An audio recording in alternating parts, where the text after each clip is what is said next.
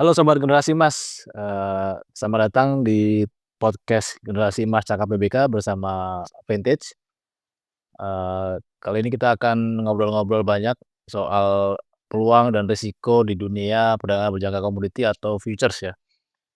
Saya Giras dan kali ini saya ditemani oleh Pak Stanley selaku komisaris dari PT Vintage Market Futures. Oke, mungkin langsung aja kita fulik dengan Pak Stanley ya untuk hal-hal terkait dunia PBK atau trading futures ini nih. Mungkin, bisa diceritakan nggak Pak, untuk pertama kalinya nih mengenal PBK atau futures ini, itu kapan dan gimana sih kisahnya gitu? Oke, baik, terima kasih Pak Diras. Pertanyaan yang sangat mendasar sekali bagi saya secara pribadi. Jadi kalau ditanya pertanyaan seperti ini nih, saya bisa bilang bahwa saya terjun ke industri ini sebetulnya bisa dalam tanda kutip, ini adalah kecelakaan. Jadi secara tidak sengaja, saya sebetulnya background-nya adalah zaman itu mungkin sekitar hampir 20 tahun yang lalu adalah seorang, yang berkecimpung di bidang IT ya. Tapi setelah saya berhubungan dengan salah satu, pialang di futures dan mereka mengajak saya untuk, bergabung. Nah, mulai dari saat itulah saya mengenal dunia industri perdagangan berjangka itu. Oke. Dan itu kira-kira tahun 2023 mungkin atau 2002 2002 sama 2003, sorry. Oke oke. Nah, kalau terkait, trading PBK atau perdagangan berjangka komoditi ini kan lebih dikenal dengan futures trading ya, kalau bahasa kerennya. Nah, kalau menurut Pak Stanley ini miskonsepsi apa sih yang sering terjadi di masyarakat terkait futures trading ini? Ya, yang paling, saya lihat ya berdasarkan pengalaman saya selama beberapa tahun ini, dunia futures itu erat kaitannya disamakan dengan dunia, apa ya, saya bisa bilang mungkin dalam tanda kutip itu gambling. Ya, itu yang jadi mungkin, eee, lebih ke konotasi negatif terhadap futures itu sendiri. Karena di zaman awal-awal saya memang prakteknya hampir bisa dibilang seperti itu, dan banyak orang yang tidak mengerti tentang futures tapi terjun ya, dan menjadi korban di industri ini.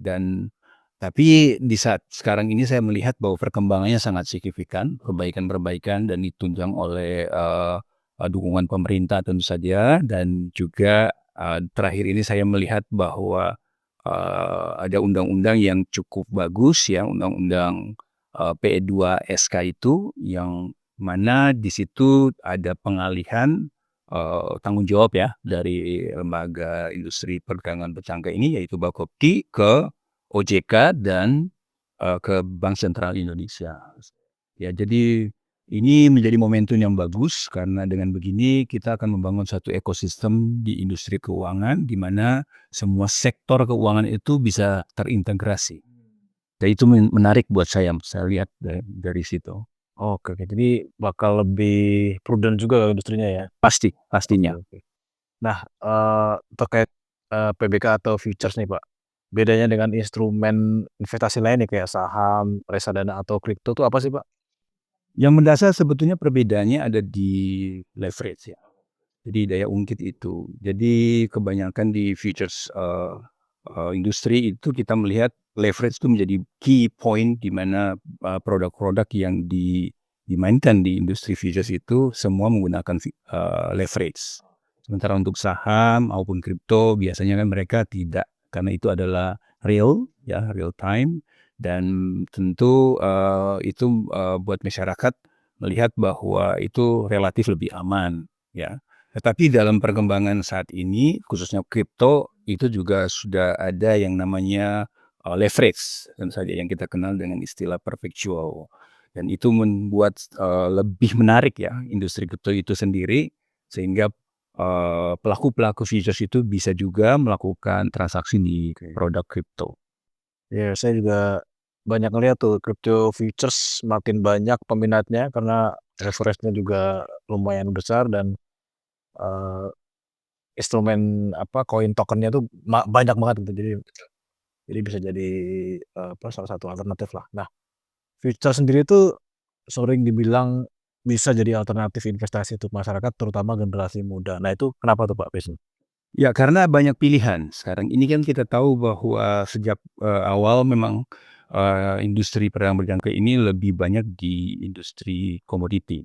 Jadi kesininya setelah tahun-tahun ini, perkembangannya sangat pesat sekali. Kita melihat begitu banyak instrumen investasi yang dimasukin di dalam industri perdagangan berjangka, variannya cukup banyak sehingga ini menarik juga untuk generasi muda saat ini. Jadi mereka semakin punya banyak pilihan untuk melakukan investasi. Khususnya untuk saat ini produk emas itu diminati oleh sebagian besar, trader-trader atau pelaku-pelaku pasar di industri futures gitu ya. Apalagi kemarin Mas sempat naik tinggi sekali ya Pak ya? Iya benar, jadi All dalam time tahun high. ini aja emas melakukan, eee, kenaikan terus ya dengan menembus, harga tertingginya atau ATH-nya berkali-kali ya, sampai kita lihat sudah melampaui lebih dari 4.000, iya 4.300 sampai 4.290-an tuh paling paling tingginya itu. Oke, nah ini kembali lagi nih ke soal investasi itu kan ada risk and return ya, high risk, high return. Nah, most likely kalau risiko terbesar yang dihadapi oleh trader pemula ini apa sih, Pak? Ya itu, masalah pengetahuan dan literasi yang kurang, itu menjadi satu bagian penting di dalam industri PBK, tentu saja, karena kita berbicara tentang, bagaimana cara orang melakukan investasi tersebut dan melakukan transaksi di, industri ini. Dan kebanyakan memang dalam tanda kutip saya melihat, orang mengikuti, sesuatu yang saya sebut dengan FOMO ya, Oke. fear of missing out. Jadi mereka belum siap mungkin, tapi sudah terjun seperti itu ya. Jadi kebanyakan itulah yang menjadi, kesalahan yang fatal. Oh, oke. Nah, kalau menurut Pak Stanley nih, cara yang mudah atau sederhana untuk mengelola risiko itu apa sih, Pak? Ya sebetulnya simpel. Jadi, kalau dari saya secara pribadi saya juga, secara pribadi belajar ya, belajar mengetahui tentang, bagaimana caranya melakukan investasinya, bagaimana metode-metode yang cocok gitu ya. Dan itu perlu untuk diri kita gitu, dibekali ilmu dan pengetahuan yang cukup ya, sehingga membentuk sebuah skill yang mumpuni untuk bisa terjun di industri ini. Tentu tidak saja itu, tentu kita juga harus mengetahui lebih jelas tentang resiko-resiko ya, di mana kita juga di industri ini kan diajarkan untuk mengenal tentang bagaimana me-manage resiko itu, yaitu kita kenal dengan risk management dan juga bagaimana pengelolaan keuangan itu sehingga menjadi sebuah, portofolio yang bagus gitu ya, dan kita harus mengetahui tentang money management tentu saja. Ya itu Oke. mungkin, aspek-aspek penting yang perlu dipelajari. Oke oke, I see, Pak.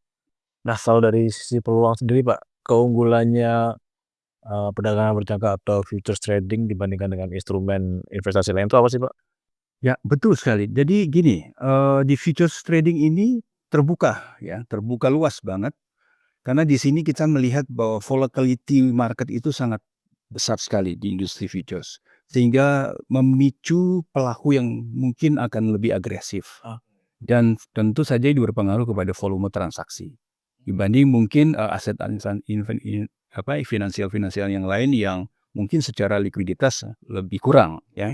Nah, kita bicara tentang emas misalkan, likuiditas emas seperti saat ini ya, kita melihat bahwa kenaikan emas yang cukup tinggi sehingga pelaku pasar semakin banyak ya. Dan itu membuat sebuah, momentum yang cukup baik buat industri PBK kita. oke. Kalau dari berbagai macam komoditi yang diperdagangkan nih, Pak, yang menurut Bapak itu, aman dan, friendly buat trader pemula itu apa sih, Pak? Ya, tentu aman itu relatif ya, semua tentu ada resikonya.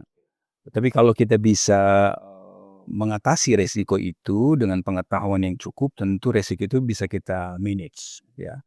Nah, kalau bicara tentang produk untuk, teman-teman yang mungkin pemula, saya kira, kalau kita mau menyentuh di industri perdagangan berjangka, kita coba, mungkin mulai dari komoditi. Ya, komoditi kita begitu banyak di industri ini, ya sektor-sektor agrobisnis yang mungkin kita lihat di bursa begitu banyak sekali, ya itu mungkin coba dipelajari ya. Kemudian kalau untuk, yang high risk, tentu bisa dengan, portofolio yang mungkin kita bisa pakai forex gitu Oke. ya, atau mungkin gold maupun, oil dan mungkin juga bisa silver. Nah itu, tentu tergantung pilihan kita masing-masing, karena kita kan tentu punya, risk profile yang berbeda-beda ya. I see, betul.